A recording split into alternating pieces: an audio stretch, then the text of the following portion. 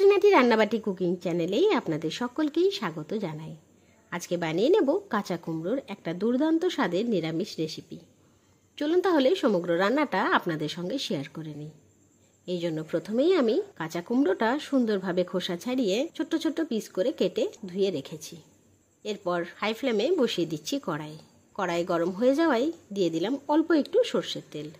তেলও প্রায় গরম হয়ে এসেছে, তাই এবার ফোড়ন হিসেবে দিয়ে দিলাম শুকনো লঙ্কা এবং গোটা জিরে। সাথে সাথেই দিয়ে দিলাম কেটে এবং ধুয়ে রাখা কাঁচা কুমড়োগুলো। কিছুক্ষণ নাড়াচাড়া করে একটুখানি কুমড়োটা ভেজে নেব। কুমড়োটা সবে কিন্তু ভাজা শুরু হয়েছে। এই মুহূর্তেই দিয়ে দিচ্ছি ধুয়ে রাখা গোবিন্দভোগ চাল। চালের পরিমাণটা আপনি আপনার আন্দাজ মতো নেবেন, এখানে আমি একটু বেশি পরিমাণে নিলাম। এরপর ভালো করে নাড়াঘাটা করে চাল এবং কুমড়ো একে অপরের সঙ্গে ভালো করে মাখিয়ে নিলাম। এরপর দিয়ে দিচ্ছি পরিমাণ মতো হলুদের গুঁড়ো এবং স্বাদ মতো লবণ। এবার সমগ্র উপকরণগুলোকেই কড়াইয়ের মধ্যে নাড়াতে নাড়াতে একটু একটু করে কষিয়ে নিচ্ছি। জল যখন প্রায় কমে এসেছে সেই মুহূর্তে দিয়ে দিলাম বেটে রাখা আদা এবং কাঁচা লঙ্কার পেস্ট।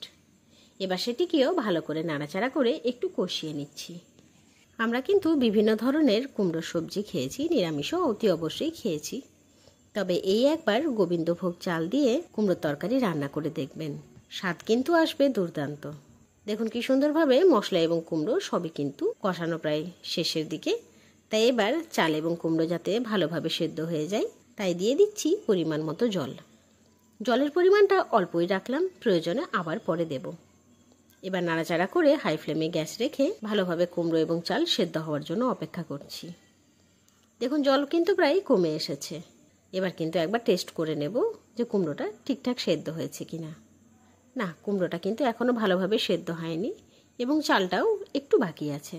তাই আবারও অল্প একটু জল অ্যাড করে নাড়াচাড়া করে অপেক্ষা করছি যতক্ষণে সমগ্র রান্নাটা কমপ্লিট হবে। চলুন একটু গল্প করে নিই।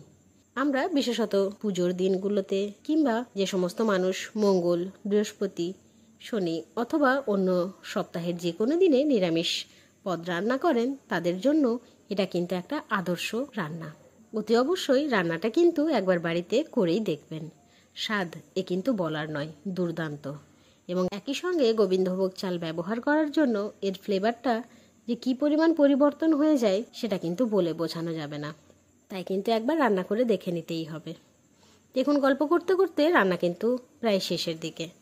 এরপর আবারও নাড়াচাড়া করে নামিয়ে নিচ্ছি। এবার সুন্দরভাবে একটা প্লেটিং, সাথে যদি একটু গরম গরম ভাত থাকে এবং তার উপর যদি একটু ঘি এবং অল্প লবণ থাকে তাহলে এই সবজি দিয়েই সমস্ত ভাত কিন্তু শেষ হয়ে যাবে নিমেষে। এইরকম সুন্দর সুন্দর রান্নার ভিডিওস দেখার জন্য অতি অবশ্যই আমার চ্যানেল খুঁটিনাটি রান্নাবাটিকে সাবস্ক্রাইব করতে ভুলবেন না।